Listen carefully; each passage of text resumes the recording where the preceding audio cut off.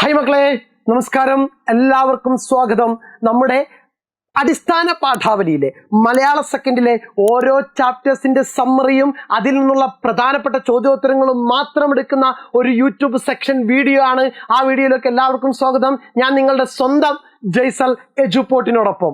Okay മക്കള്, കഴിഞ്ഞ ക്ലാസ്സിലെ പ്ലാവിലക്കഞ്ഞി എന്നുള്ള പാഠഭാഗം നിങ്ങൾ ക്ലാസ് കേട്ടു, നിങ്ങൾക്ക് സെറ്റാണെന്ന് വിചാരിക്കുന്നുണ്ട്. നിങ്ങളുടെ അഭിപ്രായം തീർച്ചയായിട്ടും എന്ത് ചെയ്യണം? കമന്റ് ബോക്സിൽ രേഖപ്പെടുത്തണം. ഇതിന്റെ താഴെയും രേഖപ്പെടുത്തണം, അതിന്റെ താഴെയും രേഖപ്പെടുത്തി ഞാൻ വിചാരിക്കുന്നുണ്ട്. മാഷിന്റെ ക്ലാസ്സിനകത്ത് എന്തെങ്കിലും മാറ്റം വരുത്തേണ്ടതുണ്ടെങ്കിൽ നിങ്ങൾ എന്ത് ചെയ്യണം? പറയേണ്ടതുണ്ട്. സെറ്റാണല്ലോ? സെറ്റ്. നിങ്ങൾ വന്ന ആളുകൾ, ക്ലാസ് കാണുന്ന ആളുകൾ എന്ത് ചെയ്യുക? ലൈക്ക് ചെയ്തേക്കുക. നമ്മുടെ ഈ ഒരു വീഡിയോ ലിങ്ക് ഷെയർ ചെയ്തേക്കുക. ചാനൽ സബ്സ്ക്രൈബ് ചെയ്യാത്ത ആരെങ്കിലും ഉണ്ടെങ്കിൽ എന്ത് ചെയ്യുക? ചാനൽ ഒന്ന് സബ്സ്ക്രൈബ് ചെയ്തേക്കുക.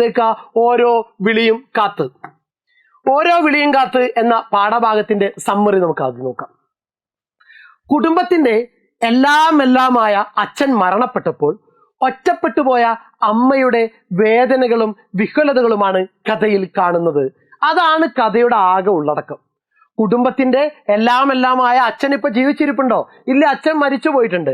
അതിനുശേഷം ഒറ്റപ്പെട്ടുപോയ അമ്മയുടെ വേദനകളും വിഹ്വലതകളുമാണ് കഥയിൽ കാണുന്നത്. ഇത്രയും കാലം അച്ഛന്റെ ഓരോ വിളിക്കും പിന്നാലെ ഓടുകയായിരുന്നു അമ്മ. അച്ഛന്റെ മരണത്തോടെ വല്ലാത്ത ശൂന്യത അനുഭവിക്കുകയാണ് അമ്മ. അമ്മയെ തനിച്ചാക്കാതെ പട്ടണത്തിലേക്ക് കൂട്ടിക്കൊണ്ടുപോകാൻ തയ്യാറാകുന്ന മകൻ. എന്നാൽ അച്ഛൻ എപ്പോഴും തൻ്റെ കൂടെയുണ്ട് എന്ന തോന്നലാണ് മകന്റെ ഒപ്പം പോകാൻ അമ്മ മടിക്കുന്നത്. അമ്മയെ ഈ ഗ്രാമത്തിൽ തനിച്ചാക്കി പോകാൻ മകന് ഒട്ടും മനസ്സില്ല. പക്ഷേ മകന്റെ കൂടെ പോകാൻ അമ്മ എന്ത് ചെയ്യുന്നില്ല? തയ്യാറാകുന്നില്ല. അതിന്റെ കാരണം എന്തായിരുന്നു? അച്ഛൻ എപ്പോഴും തൻ്റെ കൂടെയുണ്ട് എന്ന തോന്നലാണ് മകന്റെ ഒപ്പം പോകാൻ അമ്മ മടിക്കുന്നത്. വീട്ടിലെ ഒറ്റപ്പെടലിൽ ഓർമ്മകളിലേക്ക് അമ്മ തനിയെ പോകുമെന്ന മകന്റെ തോന്നൽ. അച്ഛന്റെ സാന്നിധ്യമുള്ള വീടും ഗ്രാമീണതയുടെ നൈർമല്യവും അമ്മയെ സ്വാധീനിക്കുന്നു. വീട് വിട്ടുപോയാൽ ഓർമ്മകൾ ഉറങ്ങുന്ന ആ വീട്ടിൽ ആരുമില്ലാത്ത അവസ്ഥ അമ്മയെ വേദനിപ്പിക്കുന്നു. പരസ്പര സ്നേഹത്തിന്റെ ദൃഢതയാണ് കഥയിൽ നിറഞ്ഞിരിക്കുന്നത്. ഇതായിരുന്നു കഥയുടെ ആകെ രത്നച്ചുരുക്കം എന്ന് പറയുന്നത്. ഇപ്പം ടെക്സ്റ്റ് ബുക്ക് വായിച്ചപ്പോഴുള്ള കഥയിലെ ഓരോ രംഗങ്ങളും നിങ്ങളുടെ മനസ്സിനകത്തേക്ക് വന്നിട്ടുണ്ടെങ്കിൽ ആ പാഠഭാഗം സെറ്റാണ്. കുടുംബത്തിന്റെ എല്ലാമായ അച്ഛൻ മരണപ്പെട്ടപ്പോൾ ഒറ്റപ്പെട്ടുപോയ അമ്മയുടെ വേദനകളും വിഹ്വലതകളുമാണ് കഥയിൽ കാണുന്നത്. ഇത്രയും കാലം അച്ഛന്റെ ഓരോ വിളിക്കും പിന്നാലെ ഓടുകയായിരുന്നു അമ്മ. അച്ഛന്റെ മരണത്തോടെ വല്ലാത്ത ശൂന്യത അനുഭവിക്കുകയാണ് അമ്മ. അമ്മയെ തനിച്ചാക്കാതെ പട്ടണത്തിലേക്ക് കൂട്ടിക്കൊണ്ടുപോകാൻ തയ്യാറാകുന്ന മകൻ. അച്ഛൻ എപ്പോഴും തൻ്റെ കൂടെയുണ്ട് എന്ന തോന്നലാണ് മകന്റെ ഒപ്പം പോകാൻ അമ്മ മടിക്കുന്നത്. വീട്ടിലെ ഒറ്റപ്പെടലിൽ ഓർമ്മകളിലേക്ക് അമ്മ തനിയെ പോകുമെന്ന മകന്റെ തോന്നൽ. അച്ഛന്റെ സാന്നിധ്യമുള്ള വീടും ഗ്രാമീണതയുടെ നൈർമല്യവും അമ്മയെ സ്വാധീനിക്കുന്നു. വീട് വിട്ടുപോയാൽ ഓർമ്മകൾ ഉറങ്ങുന്ന ആ വീട്ടിൽ ആരുമില്ലാത്ത അവസ്ഥ അമ്മയെ വേദനിപ്പിക്കുന്നു. പരസ്പര സ്നേഹത്തിന്റെ ദൃഢതയാണ് കഥയിൽ നിറഞ്ഞിരിക്കുന്നത്. സെറ്റാണല്ലോ? സെറ്റ്. ഇപ്പോൾ ഇതൊരു വീടല്ല. ചോദ്യോത്തരത്തിലേക്ക് വരാം. നീണ്ട വരാന്തകളും വെണ്മയാർന്ന ചുമരുകളും വലിയ ജനലുകളും വാതിലുകളുമെല്ലാം ഉണ്ടെങ്കിൽ പോലും ഇതൊരു വീടാവുന്നില്ല. ഇങ്ങനൊരു അഭിപ്രായം പാഠഭാഗത്ത് ആ മകൻ പറയുന്നുണ്ട്. ഇപ്പോൾ ഇതൊരു വീടല്ല.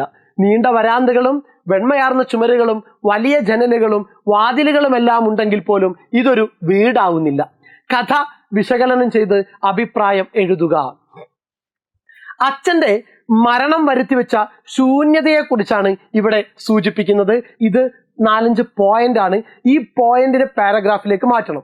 എപ്പോഴും പാരഗ്രാഫ് രൂപത്തിലെ ഉപന്യാസങ്ങളൊക്കെ പഠിക്കുന്ന സമയത്ത് ഇങ്ങനെ പോയിന്റ് ആക്കി വെച്ച് കഴിഞ്ഞാൽ നമുക്ക് എഴുതാനുള്ള സാധനം ഒന്നും എന്ത് ചെയ്യില്ല, വിട്ടുപോകില്ല.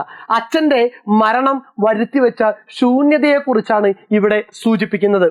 കാരണം അച്ഛന്റെ ശബ്ദം കൊണ്ടും സാന്നിധ്യം കൊണ്ടും എപ്പോഴും മുഖരിതമായിരുന്നു ആ വീട്. എവിടെ നിന്നെങ്കിലും എപ്പോഴും അമ്മയെ വിളിക്കുകയോ മറ്റുള്ള നിർദ്ദേശങ്ങൾ നൽകുകയോ അച്ഛൻ ഇങ്ങനെ ചെയ്തുകൊണ്ടിരിക്കും.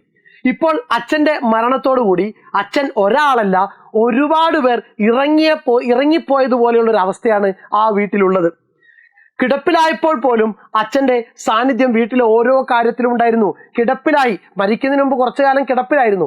ആ കിടപ്പിലായിരുന്ന സമയത്ത് പോലും കൃത്യമായിട്ട് ഓരോ കാര്യത്തിലും അച്ഛന്റെ ശ്രദ്ധയുണ്ടായിരുന്നു. സ്നേഹം നിറഞ്ഞ പെരുമാറ്റവും ബന്ധങ്ങളുമാണ് ഒരു വീടിനെ വീടാക്കുന്നത്.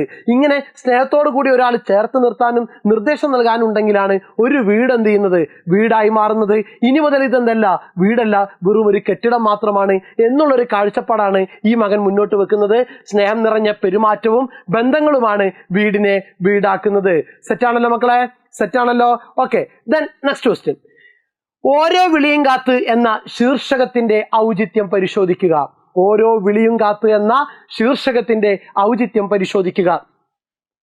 അച്ഛൻ കിടപ്പിലായിരുന്നപ്പോൾ ഓരോ ആവശ്യങ്ങൾക്കുമായി അച്ഛൻ എപ്പോഴും അമ്മയെ വിളിച്ചുകൊണ്ടിരിക്കും. ആ വിളി കേട്ട് ഉടനെ തന്നെ അച്ഛന്റെ അടുത്തെത്തണം. എപ്പോഴെങ്കിലും അമ്മയുടെ മറുപടിക്ക് അല്പം കാലതാമസം ഉണ്ടായാൽ അച്ഛൻ പരിഭവം പറഞ്ഞു തുടങ്ങും. അതുകൊണ്ട് അച്ഛന്റെ ഓരോ വിളിക്കും പിന്നാലെ അമ്മ ഓടുകയായിരുന്നു. അച്ഛന്റെ മരണശേഷവും അമ്മയുടെ മനസ്സ് നിറയെ അച്ഛനെക്കുറിച്ചുള്ള ഓർമ്മകളും ചിന്തകളുമാണ്. മകന്റെ ഒപ്പം പട്ടണത്തിലേക്ക് പോകാൻ അമ്മ തയ്യാറായെങ്കിലും സമയമായപ്പോൾ ഞാൻ എങ്ങനെയാ മോനെ വരിക, അച്ഛൻ എന്നെ എപ്പോഴും വിളിച്ചോണ്ടിരിക്കുക. ഇന്നലെയും വിളിച്ചു. അച്ഛന്റെ ഓരോ വിളിക്കും കാത്തിരിക്കുന്ന അമ്മയെയാണ് കഥയിലുടനീളം കാണുന്നത്.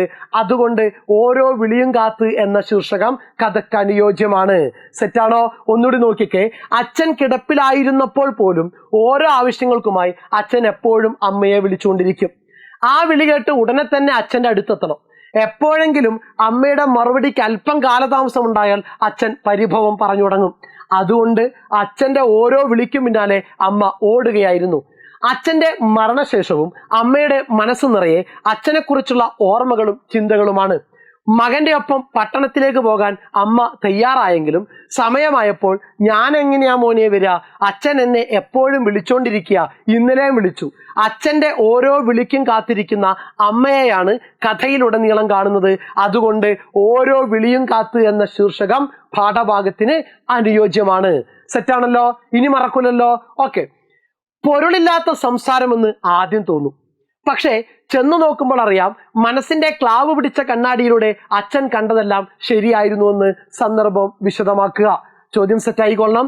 പൊരുളില്ലാത്ത സംസാരമെന്ന് ആദ്യം തോന്നും, പക്ഷേ ചെന്നു നോക്കുമ്പോൾ അറിയാം മനസ്സിന്റെ ക്ലാവ് പിടിച്ച കണ്ണാടിയിലൂടെ അച്ഛൻ കണ്ടതെല്ലാം ശരിയായിരുന്നുവെന്ന്. സന്ദർഭം വിശദമാക്കുക.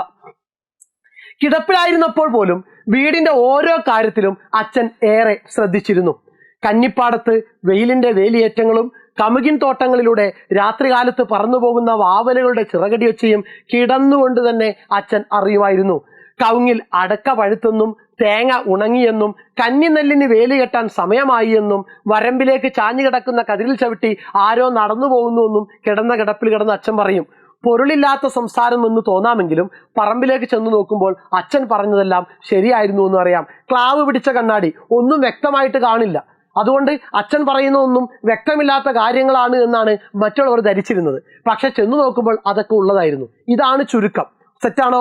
റെഡി. കിടപ്പിലായിരുന്നപ്പോൾ പോലും വീടിന്റെ ഓരോ കാര്യത്തിലും അച്ഛൻ ഏറെ ശ്രദ്ധിച്ചിരുന്നു. കന്നിപ്പാടത്ത് വെയിലിന്റെ വേലിയേറ്റങ്ങളും കമുകിൻ തോട്ടങ്ങളിലൂടെ രാത്രികാലത്ത് പറന്നു പോകുന്ന വാവലുകളുടെ ചിറകടിയൊച്ചയും കിടന്നുകൊണ്ട് തന്നെ അച്ഛൻ അറിയുമായിരുന്നു.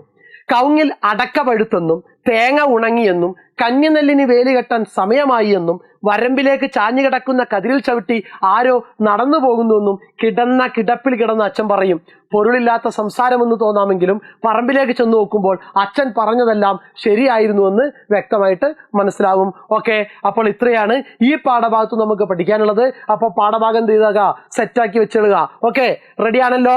എല്ലാ കുട്ടികളും ലൈക്ക് ചെയ്യുക, ഷെയർ ചെയ്യുക, സബ്സ്ക്രൈബ് ചെയ്യുക, മാഷിനോട് സഹകരിക്കുക. നിങ്ങളുടെ കൃത്യമായിട്ടുള്ള അഭിപ്രായങ്ങളും നിർദ്ദേശങ്ങളും കമന്റ് ബോക്സിൽ എന്ത് ചെയ്യുക, രേഖപ്പെടുത്തുക. Okay, thank you.